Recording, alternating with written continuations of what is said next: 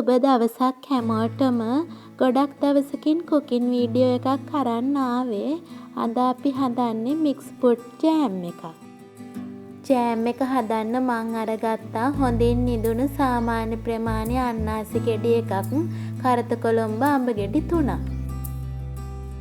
අන්නාසි වලයි අඹ වලයි පොතු අයින් කරලා සුද්ධ කරගත්ත අන්නාසි ගෙඩියේ කළු කොටස් අයින් කරලා හොඳට මේ විදිහට සුද්ධ කරගන්න.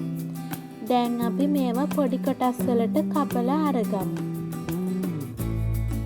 මං අද මේ ජෑම් එක හදන්නේ වර්ණක රසකාරක කල් තබා ගැනීමේ ද්‍රව්‍ය මොනවත් දාන්න නැතුව අඹ අන්නාසි ගොඩක් තියෙන මේ කාලේ ඔයාලත් මේ විදිහට මික්ස් ෆෘට් ජෑම් එකක් හදන්න.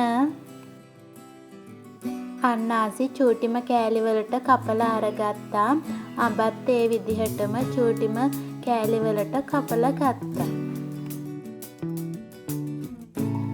මේ තියෙන්නේ මං කපලා අරගත්ත ඔක්කොම අඹ අන්නාසි ටික. ජෑම් එක හදන්න මං අරගත්ත සීනි ග්‍රෑම් 400ක්.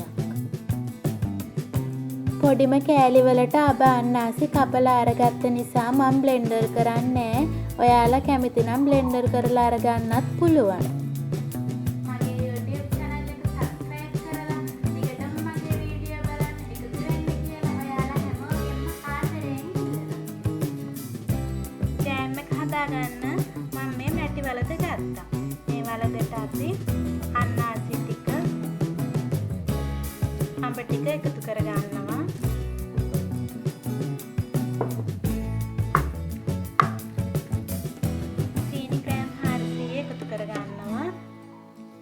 ලුණු තේ හැදි භාගයක් එකතු කරගන්නවා. දෙහි ගෙඩි දෙකක දෙහි අඹුල් එකතු කරගන්නවා.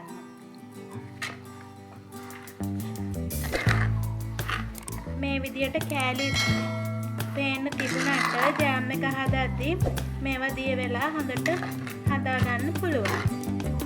දැන් අපි මේක ලිපෙන් තියාගමු.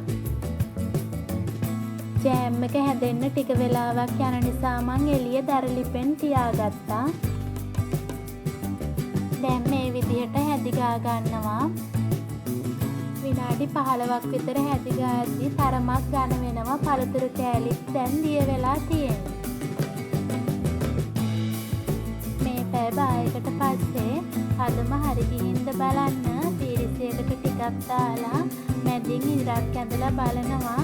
එතකොට දෙක එකට සෙට් වෙන්නේ නැත්නම් හදම හරි ගිහින් තියෙනවා. මේ තියෙන්නේ මං හදාගත්ත ජෑම් එක. ලස්සන පාටට ඇවිත් තියෙනවා.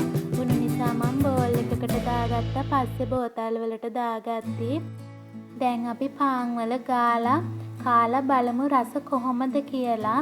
මේ ජෑම් එක හදාගන්න වැඩි අමුද්‍රව්‍ය ප්‍රමාණයක් ගියෙත් නෑ. ඒ වගේම වැඩි වෙලාවක් ගියෙත් නෑ. ඉක්මනින්ම මං හදාගත්තා. ඔයාලත් මේ විදිහට මේ ජෑම් එක හදලා කාලා බලන්න. කඩින් ජෑම් එකක් ගන්නවට වැඩිය මේ විදිහට ගෙදර හදාගන්නදී ඔයාලට පිරිසිදුව හදාගන්නත් පුළුවන්. මන් පාන් වල ජෑම් ගාගත්තා. අද පුතාලා දෙන්නම ගොඩක් සතුටින් ඉන්න දවසක්. අපේ අම්මි අද අපේ ගෙදර ඇවිත් ඉන්නේ. ඒ නිසා එයාලා හරිම ආසාවෙන් තමයි පාන් කෑවේ. හරිම රසට තිබුණා. ඉතින් වීඩියෝ එකත් එක්ක රැඳිලා හිටිය ඔයාලා හැම දෙනාටම ගොඩාක් ස්තුතියි. ටිකටම මගේ වීඩියෝ බලන්න එකතු වෙන්න. අලුත් වීඩියෝ එකකින් ආයි හමු වෙමු. හැමෝටම බුදු සරණයි. සතුටින් පරිස්සමින් ඉන්න.